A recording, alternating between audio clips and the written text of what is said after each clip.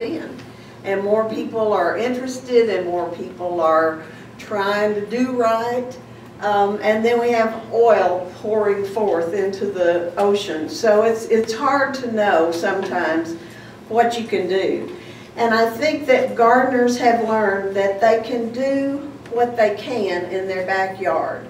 And the old not in my backyard thing, you can control what's in your backyard. You can control what chemicals you put in your garden.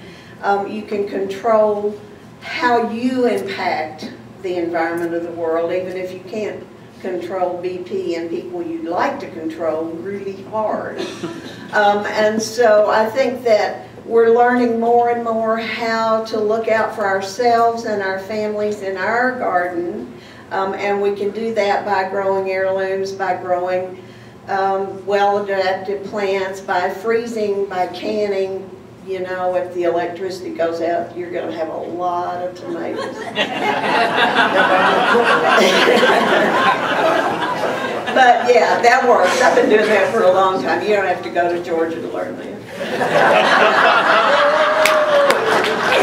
But you know, as we learn to do these things, everything is a cycle. It comes around, it comes around. People used to can all their food, and you know, frankly, I don't want to can all my food. It's too hot and it's too hard, but I do want to can some of it, and I do want to feel like I can do it if I have to. And I think that's one of the things that organics does for us, is empower us to do what we have to do.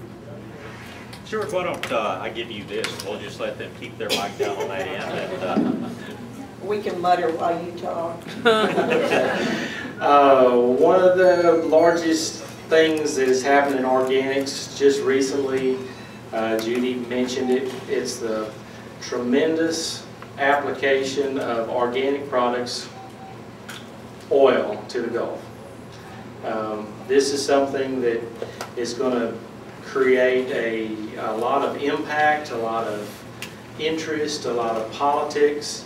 It's going to change the way we develop oil, but at the same time, it's an opportunity. It's an opportunity to demonstrate how biology and nature can take care of problems. Oil has been being released and spilled, and it comes and goes, and it goes into the carbon cycle. Goes back, turns into fertilizer, turns into plant material, and it's an opportunity to help people maybe understand some of the ways that nature works. Short term, it's going to be a big problem.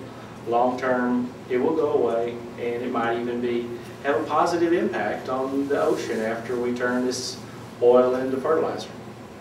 I might mention that Medina is very much involved with their microbe technology, has been involved in cleaning up oil spills and other toxic waste.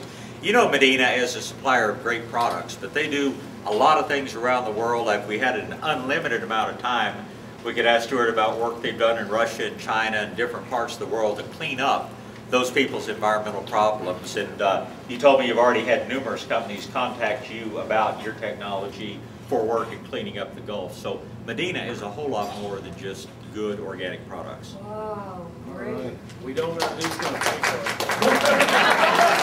Well, BP, haven't you listened to the president? He's going to do everything. Don't get me started. Go ahead, Bruce. I'm left. What do I got to say? Actually, we beat the oil spill to death because that's what I was going to talk about. But I do want to agree that it both is negative and positive. I think it can teach us. I think it's a big mistake. Those of you that listen to me, we cannot drill our problems, folks, out of existence.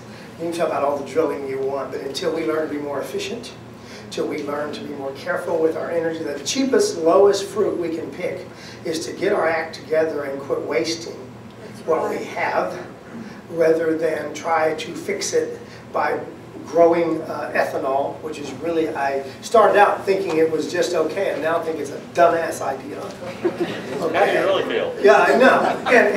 And we can't do this, folks. We've got to learn about when, you know, she said NIMBY, not in my backyard. I found another one called banana.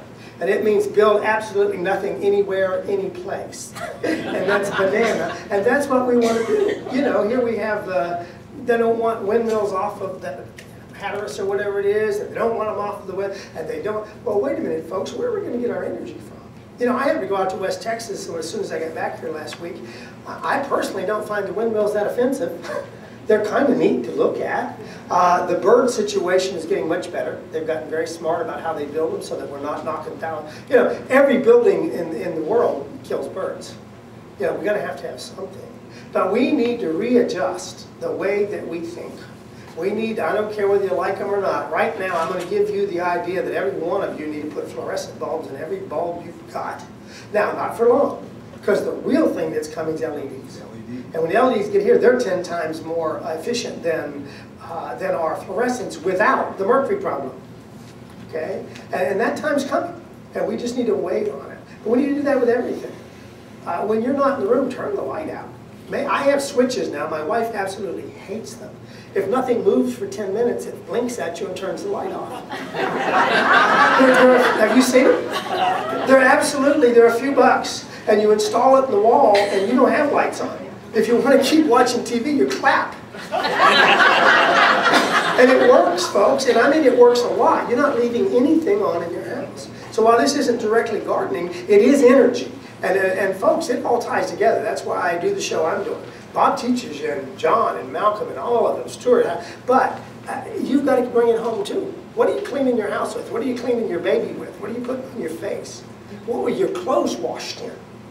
1-4-dioxane is, for instance, Tide detergent, 34 times higher than the recommended amount. And Tide is the #1 selling detergent in America. Quit using this stuff. Find something that we need to deal with. So anyway, that's what I do on my show. I don't do as many tomatoes as Bob. I guess some of us try to teach, and Bruce certainly raises our awareness of so many things. And if you don't listen to him on Saturday afternoons, you're missing a real bet.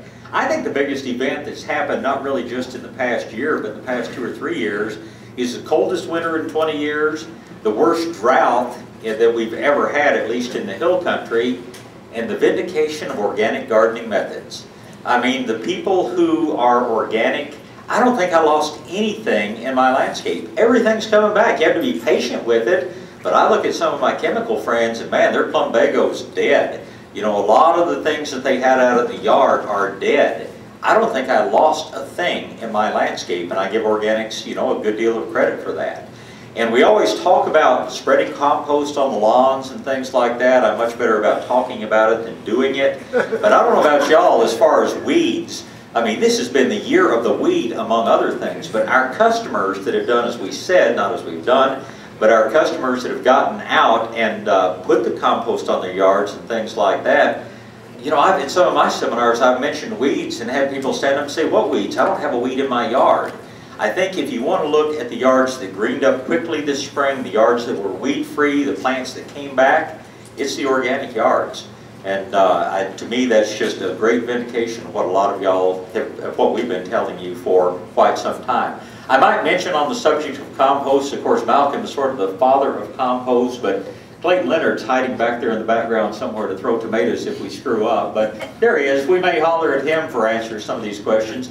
Clayton has New Earth products, and you hear us talk a lot about that. So we didn't get him here up front. We'll probably do that next year, but we do have another great mind in the audience to turn to some of these things. So with all of that, why don't we answer a few questions? And Bruce, since you brought up things, I'm going to let you do this first.